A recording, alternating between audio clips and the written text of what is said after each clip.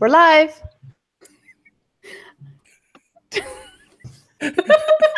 Seriously. We are live. This is Literary Roadhouse. One short story once a week. I'm Gail. And I'm Gerald. I'm Maya. And I'm Anais. Today we are joined by Gail Gilliland, founder of the Legacy Recorder, which helps people preserve their favorite moments and wisdom for generations to come. The Legacy Recorder works with both. I'm gonna have to redo this. Okay. Sorry, guys. I just totally stumbled. Gail, can you pronounce your last name for me, please? Gilliland. Gilliland. Like Gilligan, Mm-hmm. but Gilliland. Gilliland. I'm like, la, la, la, la, la. I wanted to make sure I didn't mess that up. Okay. Today we are joined by Gail Gilliland. Sorry, Gail. I'm sorry, Gail. It's okay. Just say Gail. Gilliland. Just forget the last name. Just say Gail. Gilliland. I can say Gilliland. Today we are joined by Gail Gilliland, founder of the Legacy Recorder, which helps people preserve their favorite moments of wisdom for generations to come. The Legacy Recorder works with both individuals and assisted living facilities to help preserve individuals' life stories. Learn more at thelegacyrecorder.com. The link is provided in the show notes. That's kind of awesome. Thank you. Yeah. Awesome. Well, Gail, you're finally on the show. Long-time listener, first-time debater. Yay. Oh, I always debate in the comments, that's a great just not on screen.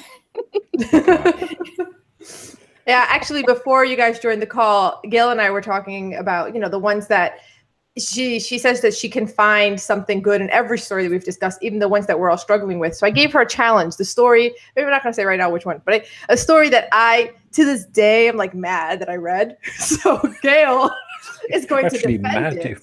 Mm-hmm. Nope. Is it the one we got hate mail on? No. That one I'd like to revisit myself. Maybe I'd like it better now. Yeah. No. A different one. We should. Mm-hmm. Ooh. Mm-hmm. I always thought it was funny that you guys would get hate mail because I was trying to figure out who the hate mail would come from because they would never get on and like in the live part, but under the cloak of darkness, they would send you emails. It's really only been two strong ones years ago. We've been lucky the past year and a half, 2 years. So it's been a decent run. But that one was epic. Yeah, that one was a doozy. Yeah. I'll say it. So Anais, what did we read this week? So today we are discussing The Kitchen Child by Angela Carter, a sumptuous story of a Yorkshire cook as plump and round as the O in obese. She is at odds with the housekeeper who wants a more continental chef in the kitchen as badly as she wants more rum in her tea. One day, while preparing a lobster souffle for a visiting French duke, the cook is impregnated by an unknown man. Her son, conceived on the kitchen table and born on the kitchen floor, follows in her culinary footsteps and invents short crust by the age of 3. Every October during the grouse shoot, his mother prepares a lobster souffle, perhaps in hopes of learning the identity of her son's father. But each year, only the chickens eat the souffle. Until finally, when the boy is at an age when he most broods about his father, which is roughly 16, the French duke returns to the mansion. They suspect it was his valet who impregnated the cook. The son makes inquiries and discovers that the valet has passed. The duke, who is round as the O in rotund, is touched by this tale of the annual lobster souffle and decides to creep into the kitchen and play the part of the mystery lover. The cook, though receptive, smacks the duke away with a wooden spoon before he ruins the souffle. He drops to his knees and begs her to reconsider. The cook runs off with the duke. The housekeeper gets her half-British, half-French stepson of a duke continental chef after all. The Kitchen Child. And Anais, I think I like your version of the story better. Wow. That was the main memory of the story. And before we get too far into my ideas of how I feel about it, let's start with Gail. How did you feel about this story on the top level? I thought it was hilarious. So I laughed every single time. I've listened to it probably 4 times. And I didn't have any problems with the accent initially because I'm used to it. But I did struggle with I don't know really any French. So getting the references, I had to work really hard for context and figuring out what they could mean. I loved the musical imagery and the theater references and how all the drama was portrayed and how they use the kitchen pots for musical instruments. and that was his lullaby. I loved it. I loved it. It was way too much fun. For it to be a happenstance find, it was just hilarious. Okay, I'm going to have to squint at you a little harder, Gail. Gerald, I'm sure that you have some words. I have. I'm setting you guys up. I have some issues about which I will speak later, I think. But it was what Rami would have called a nice little story. Yes. Wow. That's actually the first time I listened to it. I'm like, I know exactly what Rami's going to say. I don't even have to hear him say it. Yeah, that was kind of awesome. I love you, Gerald. Anyways, how did you feel about this story? I'm Team Gail. I loved it all the way through. Initially, I had a little bit of like a shock with the accent, but once I got used to it, it was great. On the second read through, no problems with the accent. It was funny. I laughed a lot. I liked that Gail picked up on the musical stuff. I liked briefly the little bit about how the kitchen is like a church. And that whole part, I love that passage. And then later when there's the reference to human cravings and all the different ways that unfolds in the story. So I thought it was great. It was funny and it had themes. What more could you want? So I'm conflicted about this story. First off, we keep mentioning the voice, and we mention that because this story is audio only. It was read by an actress for The Guardian in audio version. They did not include the written version of the story. I had to actually go find the written version, bootlegged written version of the story, because as someone who's losing her hearing, I actually couldn't understand the story. I got about a third of the way through the story twice and literally had no idea what the story was about. So I got through the story, and it was competently written. It's funny. It is really funny. But there were some things about the story that I really was hiccuping against, and I realized I was feeling a bit like Gerald, maybe old Gerald, season 2 Gerald. The season 2 Gerald inside me wasn't letting me fully enjoy the story. We can definitely get into that later. Also, I think the person who read it was Helena Simpson, who is an author. The Guardian podcast, I looked up what it does because there wasn't that much information in the link, but it's really interesting. They have authors pick other author stories and read them. And then there's I think that's really cool. Yeah, I love the concept of that. Because when you read your own work, I just went through a situation where I was reading one of my stories, and it's very different when you read your own work. But when you read someone else's work, you can read it more theatrically because you're not as emotionally invested. And I think it's excellent.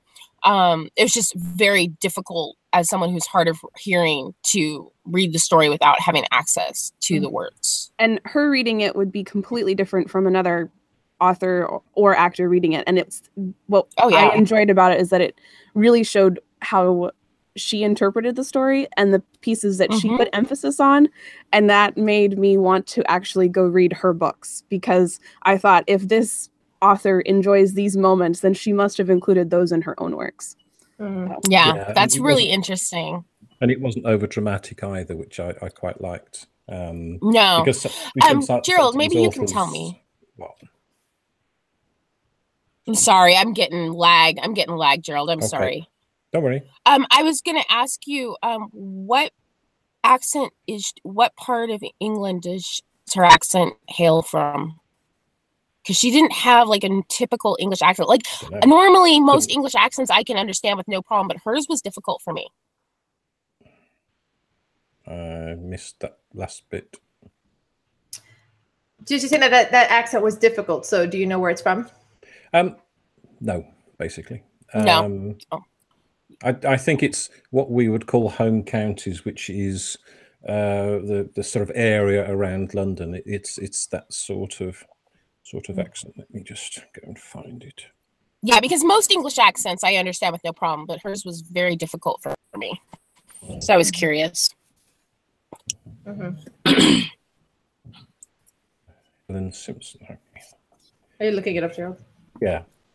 Oh, Anise looks like she was going to say something. I was, but then I didn't want to cut into Gerald's fabulous research.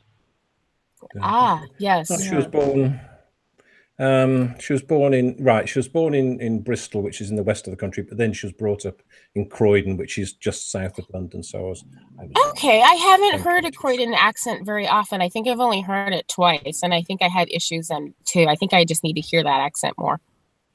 It's a fairly indistinct accent. I think it's a sort of southern accent. Yeah. There's a couple that are really distinct. It's like the Boston accent of England.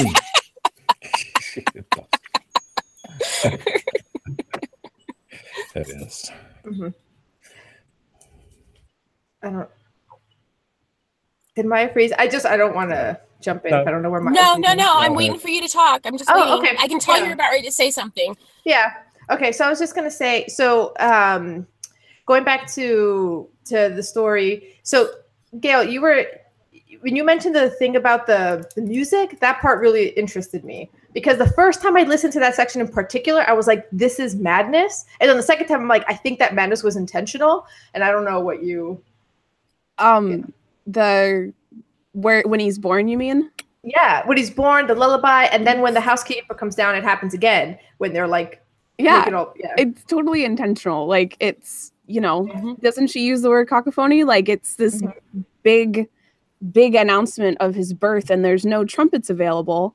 There aren't, violins. There isn't an orchestra. It's this, in my opinion, beautiful blend of what they had available, because that's what was there. And he was born out of what was available. Because the cook could have been anyone.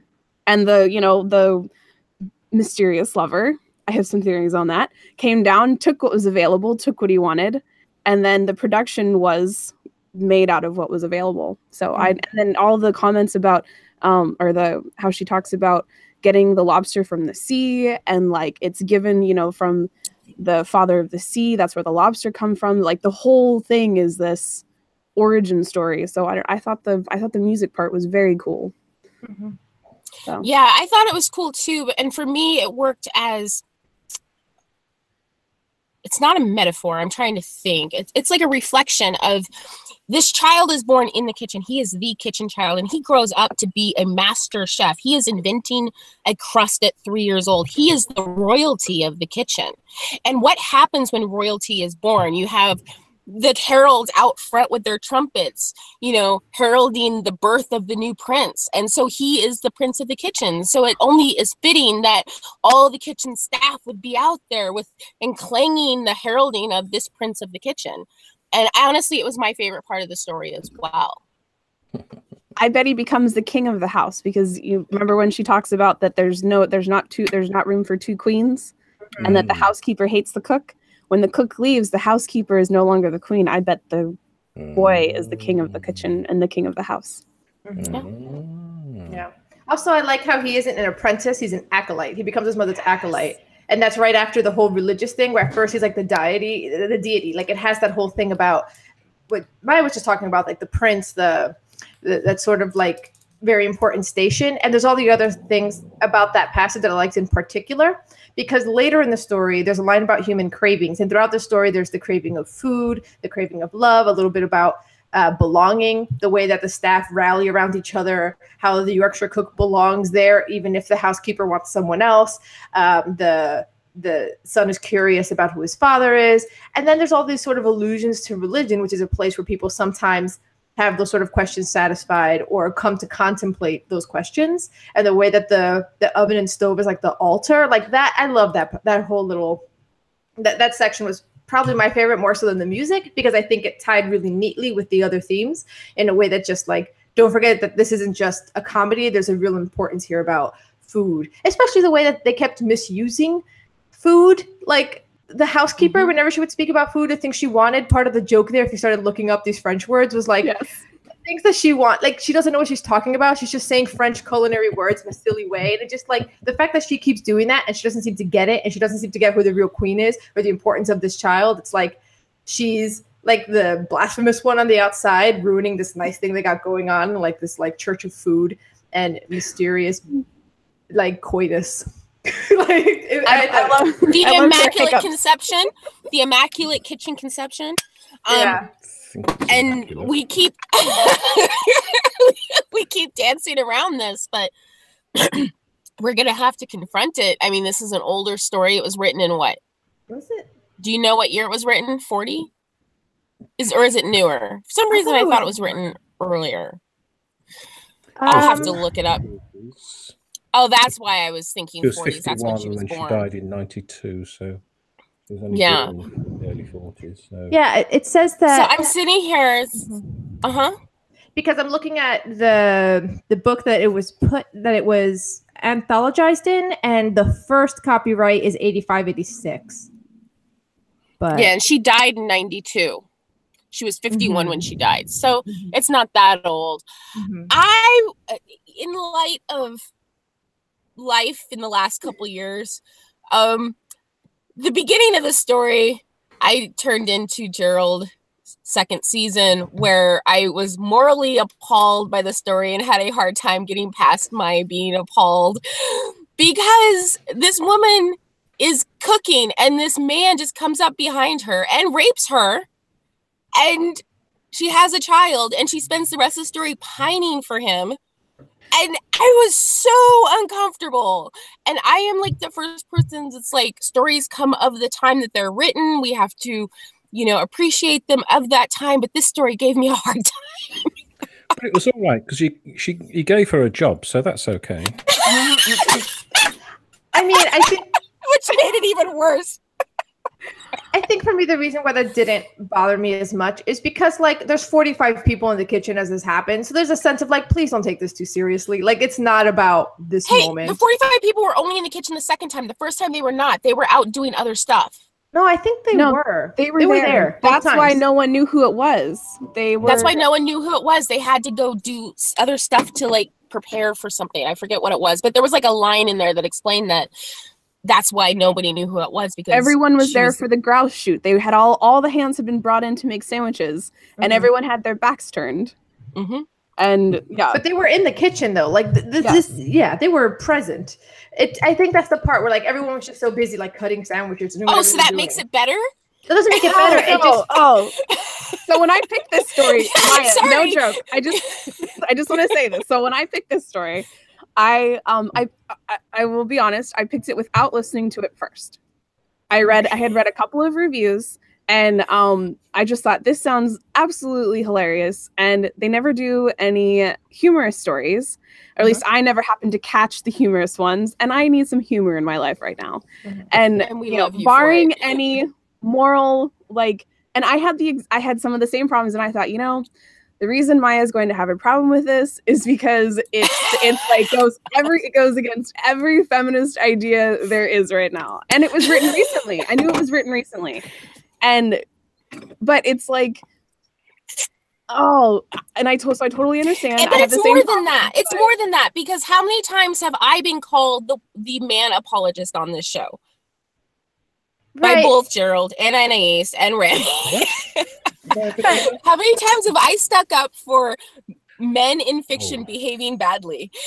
There's something about this story where the bad behavior is really just I had a harder time with it than bad behavior in other stories that we've dealt with, and I'm not sure why. Yeah, I find that odd too, because I feel like the point that I was trying to make with everyone was in there isn't that it makes it better. It's that the author is writing this in such a way where it's like there's no norms about whether or not this is right, and the actual like sex itself doesn't matter. It's like it's almost like it has a sort of mythological element to it. This kid is almost like mythologically amazing at cooking. He is basically born from the kitchen. So the story of his conception and everything else isn't like a true to life realistic account of like what it is to be a Yorkshire cook. It's more like this like it's like a fairy tale. And this author, I did a little bit of research, writes fairy tales. So it has that sort of fairy tale element to it that just makes me kind of ignore that aspect of it, because it's not a fairy tale for kids normalizing the impregnation of subordinates when at will, right? It's for adults, and it's making other commentaries. It's like, because that it wasn't even about that particularly. But I think it is about that, because this story is so much about wanting excess. The food and Mhm. like you were talking about earlier, this gluttonous nature. Mhm. And so actually I find that that part of the story is very much part of what the story is about. And I find it interesting. I find it fascinating. I'm probably gonna have to read it again to figure out, you know, how I finally come down on it. But what it says about human nature kind of creeped me out a little bit. But I do find it interesting. You know, you talk about the fairy tale origins of her. You know, I was only half joking when I called it the Immaculate Conception of the Kitchen Maid. Like, this story very much is kind of biblical in that way. And so, yeah, the whole thing, it left me very uneasy. I couldn't quite get past it, but the uneasiness comes from something. Like, it's not like I'm uneasy for no reason. I'm uneasy, and I honestly think maybe the unease was supposed to be there. And I think the difficulty I had with this whole story because of that is made worse by the fact of who it was, and my sort of throwaway line about him. Oh, it's okay because he gave her a job. It's, you know, that has echoes of the sort of stuff that's happening today, that money is thrown at an awkward situation to make it go away. But I did look at some of the other stuff that she wrote just very quickly. And she's also written about incest. She's written about, there's another story where there's another rape. There's a story about some guy taking a female slave who he then rapes. And I don't like this stuff. That's just See, I normally do like this stuff, which is why I find it funny that I'm having a hard time with the story. Okay. So when you read why Helena Simpson chose this story in particular of Angela Carter, she talks about that, how a lot of times the themes, she has a lot of feminist themes she explores, her stories are not funny, her stories are heavy, and that this one is light and frothy like the souffle, and it's not, it sort of departs from that. Like, I just feel like the rape part of it, like, it almost feels too strong, because it's not even, like, in my mind, it's like just like a conception that makes like no sense. Like, it's not supposed to make that. That's why he's like, I draw a veil and then we lift the veil. I am here, right? Like, there's like a theatrical, like, smokescreen, magician, circus, like that whole thing to the story just makes it like the individual parts that happen don't seem as, I think they are important. There's a reason why these themes are in the rest of her stories. And honestly, after hearing, because I did not want to read the interview about the story. I didn't want it to affect my opinions. And I can say, after knowing that the rest of her stories are much more heavy, and this is the lighter version that follows the same themes, that's probably why it's uncomfortable for me. If this story had been approached with less humor, I probably would have been fine with it. I do think that this story is probably one of those stories for me that I would appreciate more as a body of work. You know, we've mentioned before, there were certain authors that, you know, I read a bunch of their stories and then I appreciate all their stories more. And I feel like perhaps this story is one of those types of stories where I would appreciate it more as a body of work, where I can understand what she's saying about these themes as a whole, rather than getting a snapshot of her feelings about these things. Yeah, I mean, in a way, I admire her because she tackles some issues that I wouldn't go within half a mile of, and reading the list of her works, things like this, she tackles these issues quite often. And I remember being told by another writer once that as a writer, you should be free to write what you want and not be constrained by your own feelings about a particular subject. And, you know, so if you wanted to write about child abuse, you should, but I couldn't. That's just me, and that's where I am on this story.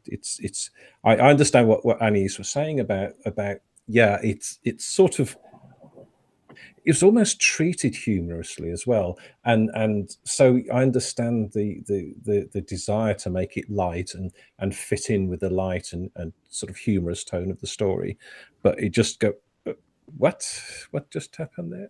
Oh yeah, so but anyway, it's just me, just my opinion. Well, it's obviously not because we're both like halfway agreeing. Well, Well, yeah. I saw this sort of, not sort of, I saw it written from the child's point of view, or from a child's point of view. And so as a child looking at what's going on around you, not privy to the actual emotions of the person or the actual experience, all you're left with are all the pieces that are, you know, the gossiping that's done about by everyone. And you have to put all the pieces together with your own worldview. And your worldview is of this place that probably lacks opulence, according to the housekeeper, who thinks she needs more, but she wants a specific kind. Yeah. And then the actual sir and madame, who are not there 11 months out of the year, only come when the grouse comes. So for all the shooting and everything. And so for 1 month out of the year, there's all of this opulence. So his entire worldview is of lack for 11 months because he's literally the bottom of the rung and has nowhere to go, has no one to say, you are mine. And then at some point is elevated, which is really cool. So from the I mean, and she tackles alcoholism, she tackles rape, she tackles, you know, worker abuse, she tackles workplace inequality and a whole bunch of things.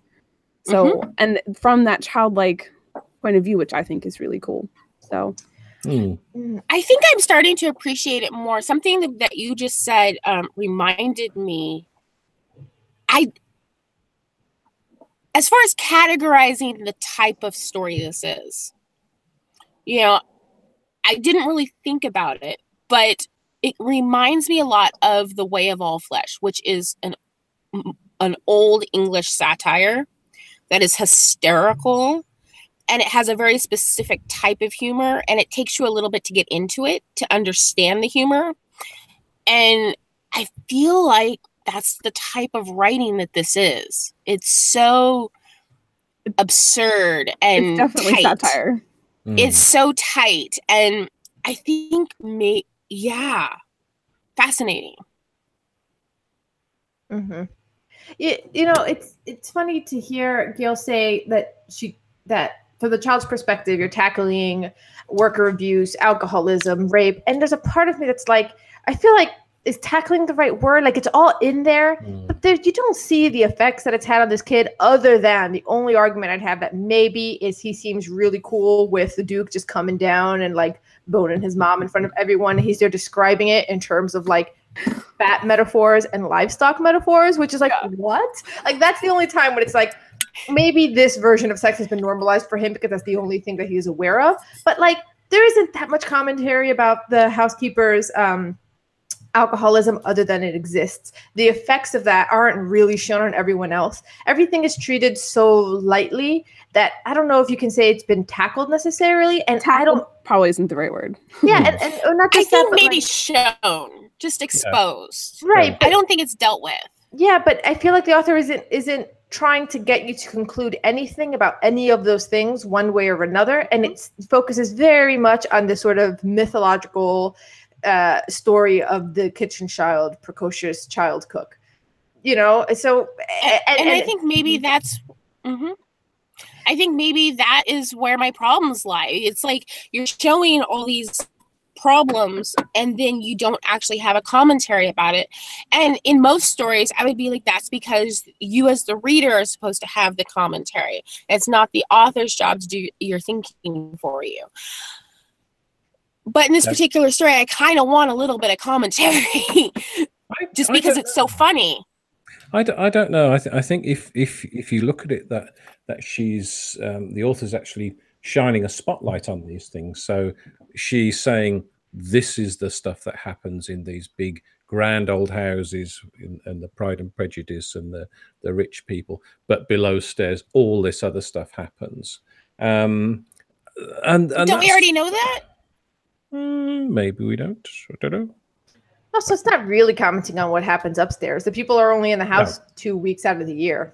Like, oh no, but that's so that's what she's doing. What she's saying is this is the norm. This is the reality for the people who work below stairs. And even that part of it seems a bit nuts. So they pay for like an almost 50 people staff 11.5 months out of the year. Like even that has like a ridiculous sort of fairy tale quality to it. But totally true. Like it was a real thing. 50 people, even when you're not there, I can imagine like you have like the people who make sure nothing's getting broken into, keep the garden going. But 50 people is a lot. It's a big deal. If it depends on, I could come up with if I did a little bit of research, I could come up with a couple of historical actual families that would do that because they needed to be ready at a moment's notice. And they needed to be able to prepare the beds and have the kitchen running and having everything ready just in case.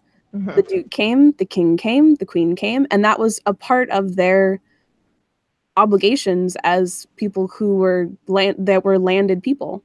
That was part of their job. Think Camp David. Yeah, that must be. That's what I was thinking. Camp David. That's really only American example. I mean, this is something that's so far outside of our like American just paradigm that's almost hard to wrap your head around. Camp David really would be the only real example. How'd you guys feel about the ending? The ending. Yeah, I think the ending wraps like I'm just thinking about Rummy again. the ending Remy needs to be here because you're going to out Remy. So, he's my bro. He's. You just said that, Gerald. Why not? Anyway, it's a nice. I like it because it's a complete story. It starts at the beginning, ends at the end, and I like that. I like I like stories that finish. Stories with a plot. That's what we need. But wasn't there a little critique earlier that because he ran off with her to France, it makes it okay? You were critiquing that aspect of it. No, that was my flippant commentary on. He was being snarky. I was being snarky, and I did raise a little question about her just dropping her son. She says, oh, okay, I'm off now, off to a bigger, better place. But then he is set up probably for a good career in the house and becoming the new chef. So maybe it's okay, but it's not factual. See, did anyone else get the sense that Duke isn't stepdad? Duke is dad. So Duke is totally dad, but in the child's perception, the kitchen is his father. Yeah. So, which I thought was really cool. Yeah. I never stated. I think if you see this as like an old timey, like Betty Boop style cartoon, like a Looney Tunes, if you see it as like a cartoon animation, that's perfect. Yeah. All of a sudden, all of these things that like, if this were shot as like a Lifetime movie would be really problematic, kind of are less problematic in a cartoon. You can still write a thesis about why you shouldn't be normalizing rape even in a cartoon, but also it doesn't matter if you leave your kid at the end because the kid, it's a cartoon. You bathe him in a soup tureen. It doesn't matter, right? But in the time period it was set in, that was normal. If the child was able, was born of a certain servant, lived as a servant, was able to find a head of the kitchen role, that was like, that was as high as you were. My great grandma was sent to go tend white people's houses at 9. I mean, that's just what you did. You grew up, and the age of which you went off and started making your living was much earlier than now. And the kid's like almost 16 because there's that line how 15 years in a row the chickens ate the souffle. So he is 16. Like it was his it was his birthday. Yeah, he's totally ready to have his own life. 16 is a very significant number in fairy tales, age-wise. This whole fairy tale thing, I kind of keep coming back to it because it really does make all these problems kind of vanish. You could, like I said, you could still write a thesis about it if you wanted to, but taken in context, a lot of fairy tales are about the struggles of puberty and sexuality and all kinds of other stuff. I mean, fairy tales have very serious underpinnings underneath those fluffy exteriors. I am not one to take a story that is presented as serious. And I mean, this is obviously literary fiction. It is satirical. It tackles deep themes and then take its problems and say, well, they're not really problems because it's funny. I think comedy, when you write comedy, you know, there's the saying that comedy comes from tragedy, and most comics are kind of tortured. I think the funniest stuff a lot of times comes from the darkest places. And I want to honor that. You know, the story has a lot of darkness in it, but it is funny, you know, and it's tackling some serious stuff. Even if it doesn't give answers, you're talking about the divide between the people upstairs and the people downstairs. You're talking about the sexual dynamics, power, control, all kinds of stuff. Mm-hmm. Yeah. Yep. Yeah. Whatever. And who said that? I mean, how many cartoons ruined me? I spent my whole life watching some chick get tied to railroad tracks. Yeah. Look how I turned out. That was very true. That's unacceptable.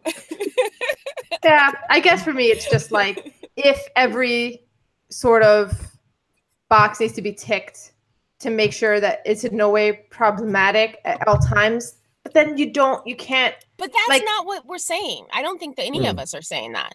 Like, I am the first person to stand up and say that literature needs to push boundaries. That's not what I'm saying. I know you're not saying that it shouldn't exist, but you're saying that you wish it had been handled differently, not just like left.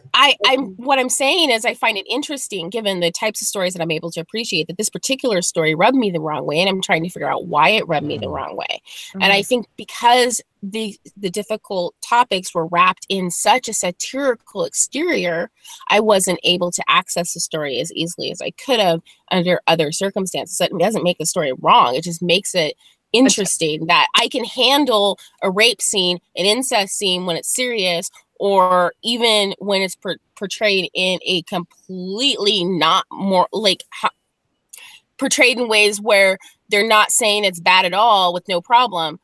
But yeah, in comedy, all of a sudden I have a hard time emotionally attaching to the story, and I find myself distancing from it. I think that's fascinating. Yeah, and I think for me, it's only my own personal boundaries or red lines or something that you know I have a problem with women being mistreated and abused. And that's why I called it Gerald 2.0. Yeah, that's exactly. Second season, you were all about that. Yeah. Gail's been wanting to say something. Like, Oh, sorry. Oh no, I'm enjoying the conversation, and everything on my face is what would be on my face if I were listening to you guys talk about it, and I'd still be shouting at you. So. Mm-hmm. I was just going to say that it's challenging. It's a challenging read. It's satirical. It's funny. Our first instinct is to laugh, and then the second is, oh shit, did I just laugh at that? Like, whoa, what is wrong with me? Like, I am not supposed to find this funny. In any other situation, I would either be sobbing or, comparing my own experience. But here, all I can do is laugh, and it's not a laughter of ha ha her, I'm going to make fun of her. It's truly that is the emotion that is elicited by the author in that moment, which I think is just absolutely incredible. And that was really what I enjoyed about it, is that regardless of what my own feelings were on the topic, I could find the comic relief in how she wrapped it in satire and how she reported it. Yeah, I think that's where the skill was really shown. She's very skillful. Like, her writing is kind of amazing. And also, just to be clear, in case someone's listening to this who hasn't read it, maybe you guys would disagree, but like the rape, which I still think is like weird because it's like, anyway, that part, the rape part of it isn't the joke. You're not laughing at that. That isn't the part you're supposed to be laughing at, right? So I think that's what makes me, like, if that was the joke, that'd be really uncomfortable. But that's not the joke. It's like, it's behind the veil. It's beside the point. And that's, I guess that's what I mean. It's a little bit like when you watch those old timey cartoons and the alcohol is just in the X jars and there's a guy who cleared alcoholic, but it's, you know what I mean? Like, where the joke is directing you to laugh, I think is important. And we're not here to laugh at the misfortunes of the worker class, or we're not here to laugh at the rape of this woman. We're here to laugh at other things that are happening. We're here to laugh at the housekeeper when she misuses French cooking terms. Oh. So I think that part matters and might shape the reception of it. Yeah, I think it's one of those stories which people will have an opinion over, be it pro or con. And yeah, you're right, Annie. You see, it's despite that particular thing being in it, it is dealt with as delicately and as positively as possible. And yeah, I think I finally figured out why it bothers me. go on. That scene, the way it's portrayed, she doesn't have any emotions about being positive or negative. The ending scene is portrayed very animalistic. Mm-hmm. They're not having sex. It's mating. It is sexuality portrayed as two animals going at it. Like when you see dogs, male dog just goes up to a female dog and just does it. Mm-hmm. Like that's how that scene plays out in this story. And the idea of seeing humans acting like animals is kind of creepy. Mm-hmm. Gail is cracking up over there. Well, it's the child's portrayal. It's his point of view. It's his ability to process the events and what he's seeing. And while there is some more illicit isn't the right word, but sumptuous. There's some sumptuous verbiage in there in regards to both instances. By and large, that it is animal based ish, but that's what I'm with Anise on the part that it's not. We all we have is this little moment. Mm-hmm. We have no idea if they had a relationship prior. We don't know if they were seeing each other and then all of a sudden couldn't see each other anymore. And then he came on this one time. And that's what happened. And well, then she doesn't know who he is. But that's what we're told. That's the child's point of view. Could she actually say that the Duke is your father? Like, Luke, the Duke is your father. Like, there isn't any, there's no, like, she, in that time period, she couldn't have said anything because she would have been put out. Like, there's this whole thing going on that we don't have all the information. All we have is what this child sees. And even at face value, I go back to it's cartoonish. It's a circus, which I think changes the way you're supposed to accept different set pieces in it. Yeah. I think it's quite cute that he goes up in the dumbwaiter and sits there drinking champagne with the Duke. I suppose that's sort of otherworldly, isn't it? It's not likely to have happened in real life, so it's all part of the fairy tale. Yeah, I guess. They don't have knees in my imagining of it. Like the bandy curvy legs that like sling out in the old cartoons. Like that's how I picture the whole thing. Like it's olive oil. Yeah, everyone's kind of like bouncing around. It's just like very like nah. Mm-hmm. Oh my goodness, that's awesome. One other complaint while I've got my complaint on is for me the overuse of the food terminology. It started to make me sort of after halfway, and I just and it's almost as if look at how clever I'm being. I'm using all these. You're gonna love the quiz. I bet I'm not. Oh, God.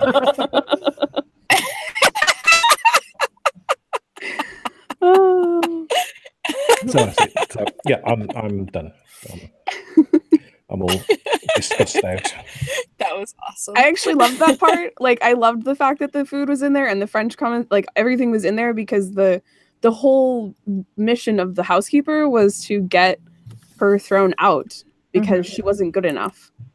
Like, she wasn't up to her standards. And then what was created was a cook who was up to her standards, whether she liked it or not. And that was what she got. And I liked that food theme through that's it. Good. Mm-hmm. This is what I do in my head when you guys can't hear me. Yeah. Should shout louder. Shout Oh, that's awesome. Actually, I've been thinking we should have a, how like Facebook pages have a group where people can discuss things amongst themselves. Maybe Gail can head up the Facebook group conversations. People, it can be called People Yelling at the Podcast. That was the name of the group. Oh my goodness! That would be a great name. A self-described literary Roadhouse roadie. Mm-hmm. I'm totally okay with it. So that's when I actually asked you guys a long time ago about if there was a Facebook group where I could go in and ream all of you for why you should like this story. And you said if you want to, go ahead and make a Facebook group. And at the time it was like, I don't really need one more volunteer position, but thanks. And but that's what I was gonna call it. I was gonna call it the Literary Roadhouse Roadies. Or it could be called Gail Reams, the Literary Roadhouse. Or that. One woman shouting. So is there anything else that you guys wanted to talk about in the story? Those are all my notes. We've got it. Are we ready to rate this thing? Yeah, I'm ready. That was quite the sigh, Annie. And for that, you go first. Oh, that was Gerald. The That sign was was me. Gerald. Oh, that was Gerald. Yeah. No, it's easy for me. I'm giving it a 6. You guys couldn't even bring me down. Yeah. Yeah. Kanechi prophecy. Kanechi prophecy. No, That's all I want to say. I enjoyed it. Look, when I'm listening to it, there came a Enjoyed isn't perfection. It is perfection because I was screaming out loud. What? When like he's watching them go at it. Yeah. No, listen, I loved it. Go at Okay, it. Gerald. Skip me. I'll come back to me. Okay, Gail. I'm 6. I just thought it was so funny. And I listened to it on a really crappy day. And it was just like all the things that drag me down emotionally. And I listened to it and I'm like, hey, those are all the things that drive me crazy and make me want to like close the veil on the world. Oh, this is really funny. I need to listen to her more. Aw, it made your day better. It made my day better. So then I listened to it 3 times this morning because I was in total panic mode. So Nothing like a kitchen bastard to make you feel better in the morning. yeah. There goes Great. the I'm gonna start routine. getting hate mail now, by the way. Gonna start showing up. Yes, that's how you know you've arrived. Gerald, I'm still struggling. you're still struggling. So am I. This is hard. Oh, okay. Because I'm gonna give it a 5.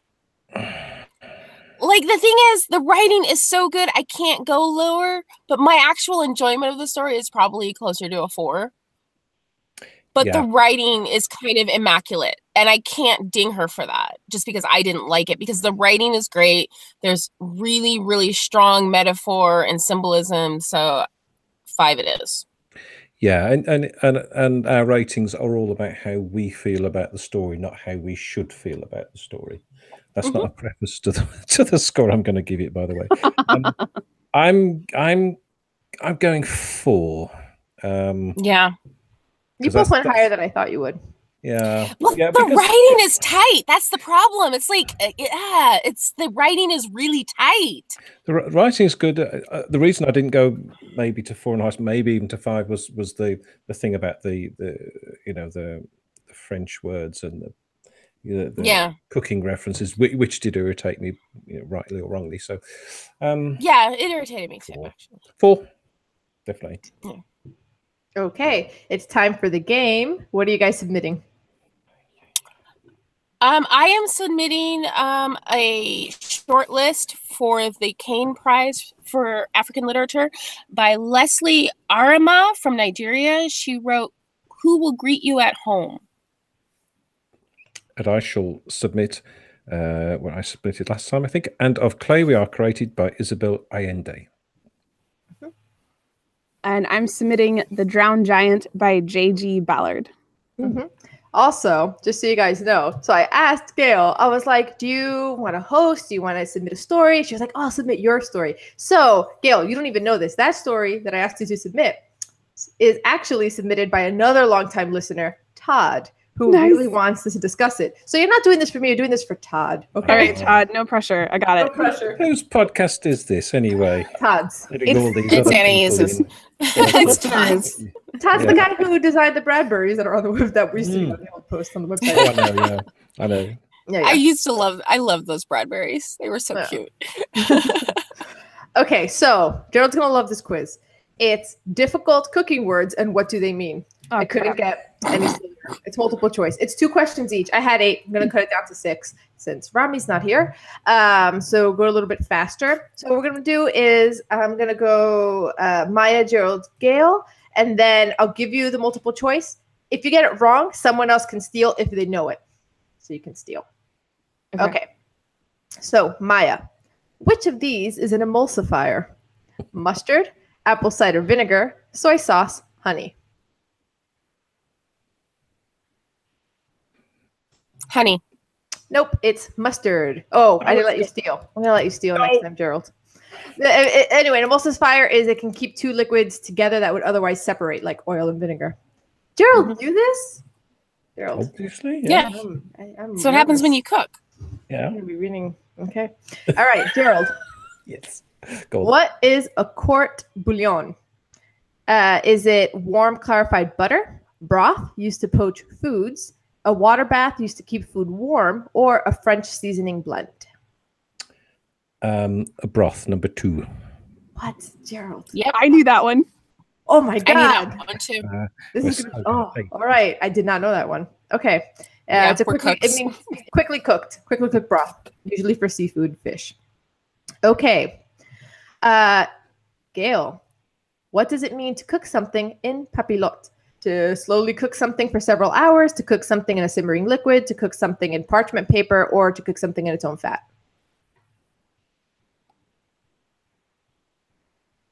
I'm going to go with parchment paper. It is parchment paper. Ooh. Okay. Back to Maya. What does confit mean? To cook something in hot milk, to blanch a vegetable and remove its skin, to cut something into very small pieces, to cook something in its own fat. Oh God, I know this.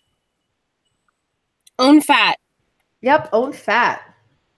Okay, Gerald. What is gastrique? Is it fruit macerated in sugar and salt, a reduction of sugar and vinegar, broth or stock that's reduced until thick, pureed fruit? Gastrique.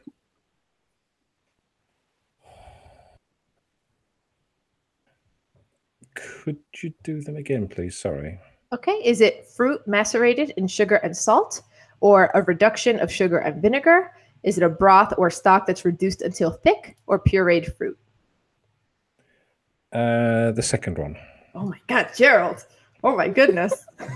It's a sweet and sour sauce that you can flavor just about anything. I knew I liked you, Gerald. And Gerald would have gotten mustard. So I'm going to swing through his town and be like, just feed me. Yeah. Okay. Gail. To tie Gerald, who technically would have won, but here we go. Barding refers to what? Is it stuffing a roast with cloves of garlic, wrapping meat in fat, tying a roast with twine, stuffing a roast with vegetables? What was the word again? Barding.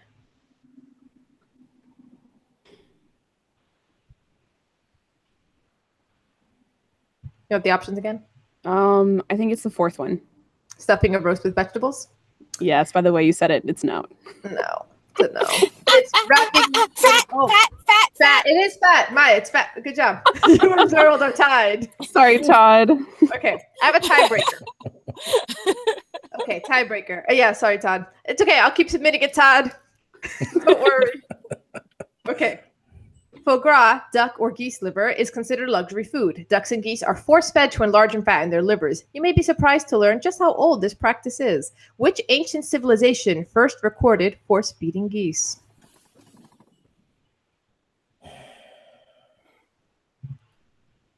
Ancient civilization first force-fed geese. If you both get it wrong, I just keep guessing, I guess. I'll say the ancient Greeks. I'm going to say the Chinese. Nope. Guess again. The Babylonians. I'm going to say Celtics. Nope. Guess again. There's not that many. So. Do I get to guess? I don't get to guess. But if you guess and get it right, then we don't tie Then we're fucked. Yeah. Sorry. Yeah. Yeah, you have to edit that. That's funny, yeah. It's okay. We talked about rape this whole episode. It's explicit. The Roman? I'm like, who has geese? Do the Egyptians have geese? The Egyptians. Good job, Maya. It's the Egyptians. That was gonna be my first guess, but I didn't think they had geese. Yeah. An ancient Egyptian bas-relief depicts workers overfeeding a goose, or there was many geese around them. Though it isn't clear if they ate the liver specifically. They were definitely overfeeding geese as part of whatever their So their the geese lifestyle. fly over Egypt? Or at least they used to? They might have some kind of geese over there. Like But, Egyptian geese? yeah. Quack, quack. Yeah. But this There might are annoy Gerald, who said Romans. It was not until the Roman period where we know that for sure it was foie gras for the liver. So there was beef fattening before. We didn't know if it was for the liver. But listen, the emperor, Elagabalus or whatever, fed his dogs foie gras. It was food for the dogs. But a lot of the stuff that the Greeks did was stolen from the Egyptians, so that makes sense. Mm-hmm, yeah. Yeah. Yeah, there was a lot of trade happening around there.